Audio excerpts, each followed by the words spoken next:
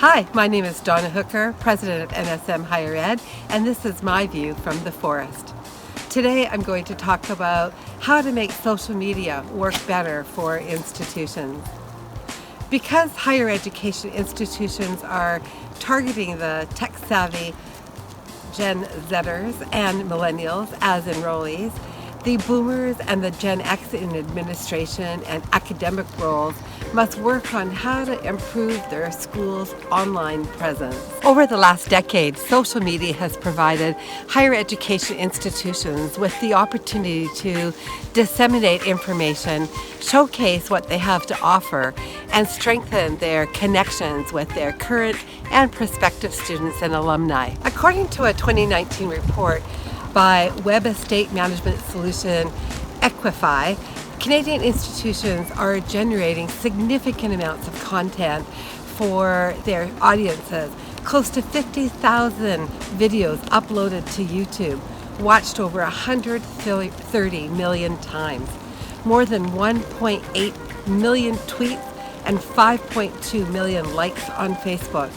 So how do we take advantage of these platforms? First, prepare all of your content.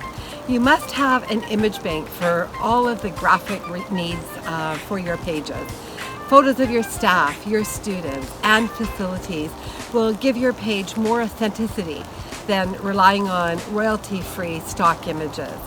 If you still don't have an image bank, I suggest you plan a shoot now. Other materials you have to prepare are the brand book, which contains the design guidelines and style book for the messaging that you have to rely on for your social media team. Number 2, own your content. Create an official social media account for your institution.